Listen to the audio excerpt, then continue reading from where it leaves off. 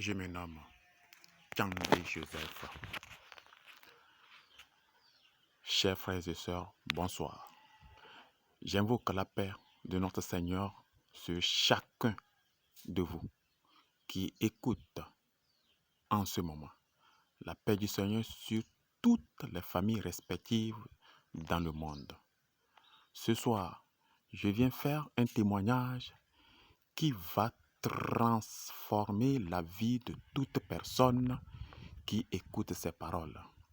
Nous vivons une époque à laquelle nous avons divers témoignages résultant de l'appel du Seigneur. Tellement de témoignages qui troublent les consciences. Ce que je vous apporte fait partie. Cependant, la vérité ne peut être dissimulée. J'appelle à la conscience de toute personne qui écoute au calme et de sonder, aux chrétiens de retourner à la Bible, aux musulmans de retourner au Coran, aux bouddhistes de revoir leurs enseignements, aux idolâtres de repenser à leurs pratiques, à tout ce qui se meut sur la terre, sous la terre, dans les cieux, de retourner à leur conscience, car Dieu est vivant et arrive bientôt.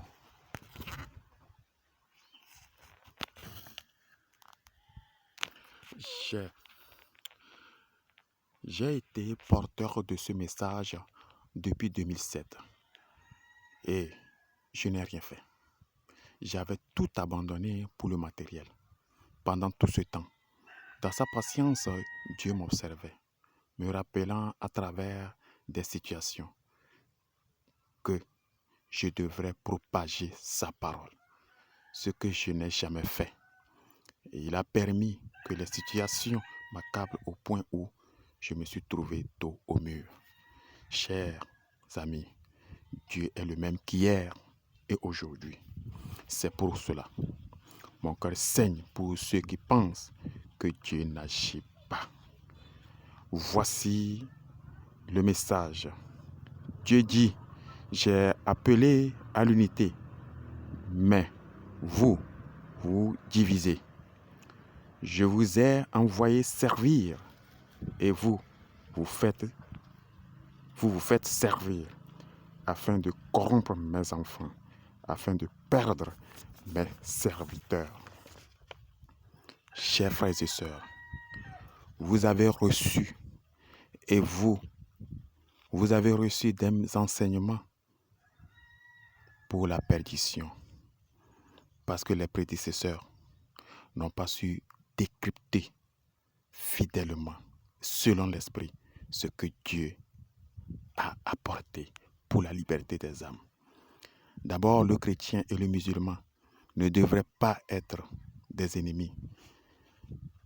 S'ils sont opposés, c'est parce que les prédécesseurs, n'ayant pas compris les messages, ont enseigné pour la division. Je vous invite au retour des textes sacrés. De la Bible, en Galates 4, versets 22 à 26, je lis. Car il est écrit qu'Abraham eut 2 fils, un de la femme esclave et un de la femme libre. Mais celui de l'esclave naquit selon la chair et celui de la femme libre naquit en vertu de la promesse. Ces choses sont allégoriques. Voilà, la Bible a été claire, Paul a été clair. Ces choses sont allégoriques. C'est-à-dire ce n'est pas vraiment de la vérité comme on l'entend écrire. C'est allégorique, ce sont des métaphores. Car ces femmes sont 2 alliances. Voilà l'explication de Paul. L'une du mont Sinaï enfantant pour la servitude, c'est Agar. Car Agar, c'est le mont Sinaï en Arabie. Vous voyez déjà, Agar, selon la Bible, est personnifiée, mais en réalité, ce sont des métaphores. On parlait du mont Sinaï. Ce sont des alliances.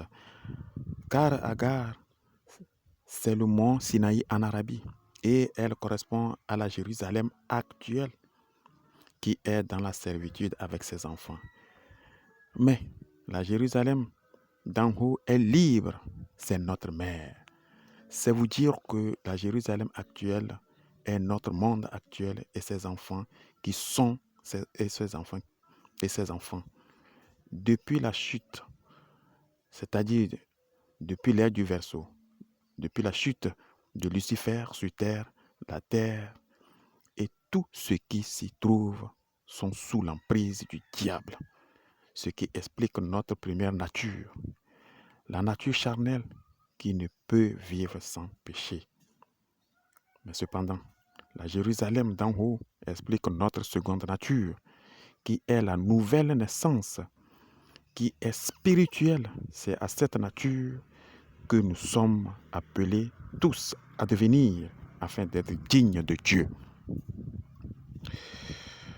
Ces passages n'ont rien à voir. Ces passages n'ont rien à voir avec l'histoire de Isaac et Ismaël.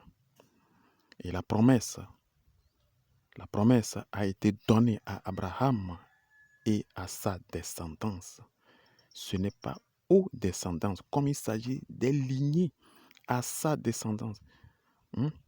À sa descendance, c'est-à-dire la descendance, quand on va parler de la descendance d'Abraham, y compris Ismaël et Isaac, ils font partie de la descendance d'Abraham. Donc, tous ont reçu la même promesse. Ils ont reçu tous la même promesse. Si on continue en Matthieu 1, quand vous allez lire la généalogie, il y a des noms que souvent les chrétiens utilisent. Et parmi ces noms, il y en a d'autres que les musulmans utilisent. Mais des gens ne voient pas que la promesse est aux deux. Mais aujourd'hui, on sépare.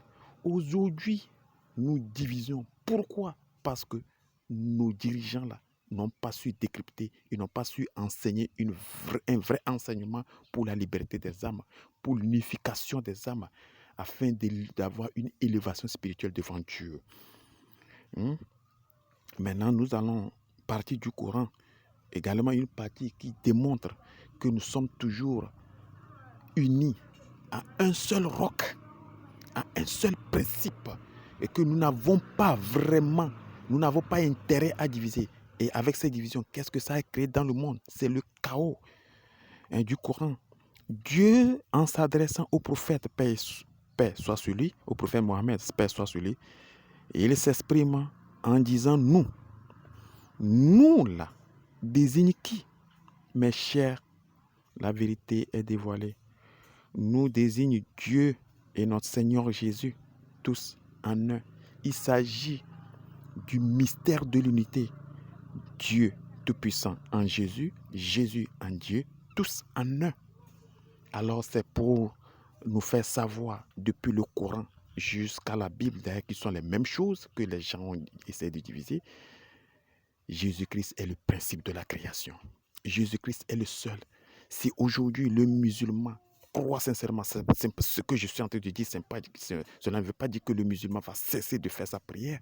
Non, il va continuer toujours dans sa prière, mais au fin fond de son cœur, au fin fond de sa conscience, il doit démontrer à Dieu que le Seigneur Jésus-Christ est le principe de son existence, que le Seigneur de Jésus-Christ est le sauveur de l'humanité, que le Seigneur de Jésus-Christ est le chemin par lequel il doit passer pour atteindre l'élévation spirituelle. C'est comme ça qu'il peut, à travers les paroles, à travers sa repentance, à travers sa foi, atteindre le salut. Chers amis, nous allons chaque semaine envoyer ces enseignements progressivement depuis l'essence de l'existence qui est partie du centre de l'univers que même les satellites les blancs n'ont pas encore découvert et que Dieu a permis avec des coordonnées spéciales, nous allons vous démontrer, nous allons vous les indiquer afin que vous sachiez que Dieu est le Tout-Puissant, Dieu est le législateur, Dieu est le scientifique absolu, Dieu est tout, sans machine, sans appareil. Il nous donne, il nous indique des choses par excellence, des choses réelles. Oui, Dieu nous a donné ce témoignage afin de démontrer à l'humanité qu'à travers lui, la connaissance descend. Oui, nous avons tout, nous allons progresser semaine par semaine des enseignements. Chers amis, dans le commentaire, Nous attendons tous ceux qui vont lire et de nous laisser un commentaire pour le développement des âmes. Merci et à bientôt.